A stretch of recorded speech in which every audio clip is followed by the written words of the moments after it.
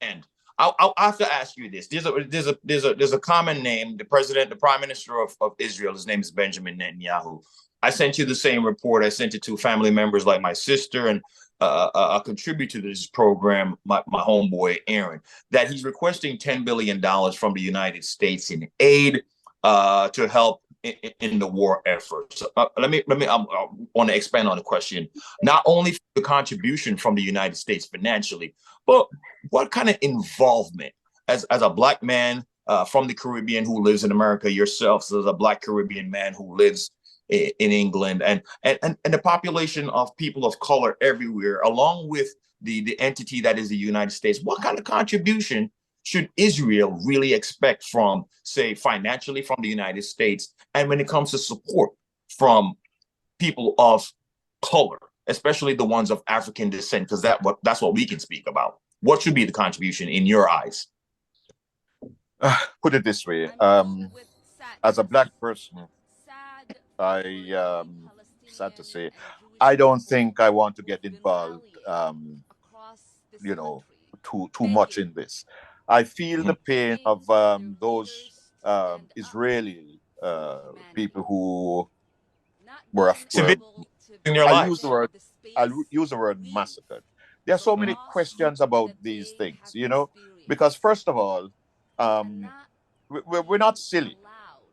We know that Israel has the tightest security there is in any country in this world.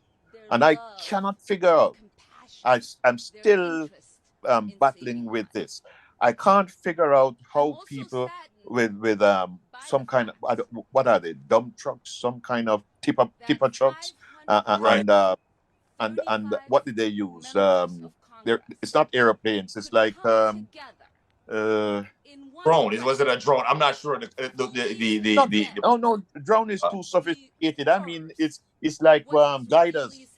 Right. This is gliders. These are the things that they were armed with, and you're telling me that they were allowed to use their tipper trucks and their gliders, get into Israel, and spend hours and hours carrying out this massacre, Right. kidnapping people, taking them across the border and taking them, I don't know where. How could they have breached that kind of security? Baffles me. The last report I heard that there was 800 civilians already had fatalities. 800 civilian count fatality, both Palestinian and Israeli. Is that where we want to go? Is that number going to double before this is all said and done? Is there some resolution? Did you say 800? Yeah. Well, this is the number given for the people who were killed in Israel, right, at this festival. Since then, and up to a few days ago, when I heard the latest news, over 3,000 Palestinians fatalities. Yes, and out of those 3,000, there are over 1,000 children. Right, children. This was a few days ago. I'm sorry, I don't watch the news, and I haven't watched the news since then. It's really getting to me. Right. I have a question. And yeah, go ahead. This is my observation when it comes to certain territories, when we come to aid and when it comes to war. We remember the names like Mugabe. We remember names like Yasser Arafat that you just said. We recall names like Saddam Hussein and Manuel Noriega. Those guys, of course, a lot of those guys didn't live to tell the story of their conflict. For some reason, when it comes to the Ukraine and Russia, it comes to Israel and bordering territories of people who are of the Caucasian, we always come to the point where there's no bombs being dropped on their palaces. There's always aid instead of saying they're a divider. There's always some sort of help being asked for or help being given to certain territories. Do you see that? And is that still somewhere we're on in this planet, of the fact that we can't see past color and creed, and people who are in charge of the territories such as the United States and Britain and France are always going to favor the people that look like them. Unfortunately, what you've said is maybe what I would have, the question you're asking really covers what I think, there are rules for some, or rules are made for some, but not for the others. And the funny thing is, those who are making the rules are the ones who it doesn't affect. I think of the International Court of Justice. Without naming people, there are leaders of countries, past leaders, who, in my opinion, should have been before the International Court of Justice for war crimes. As a matter of fact, I think today there are other leaders who should be forced before the International Court of Justice for war crimes. But I wouldn't hold my breath. But I can't see them being held accountable for what is going on. The thing about it is, we cannot be silent, if you know what I mean. We have our history as people of color. We have our history. We have been maligned. We have been abused. We have been. There are many words I could have used to give you an indication of our history, but we everything has happened to us, and even at this stage, we have been labeled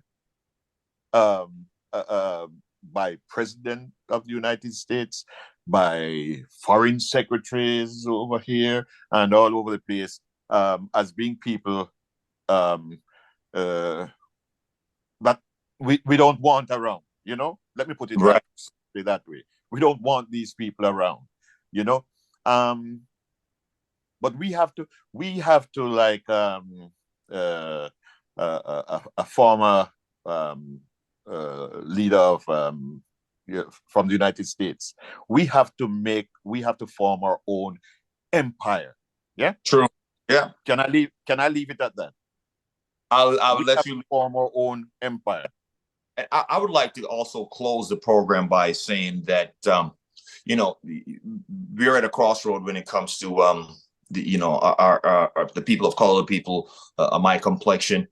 We can't just brandish our support for massacres, for war, and then we also can't just give and sign off on our jurisdiction here, giving $10 billion support to a country that's killing children.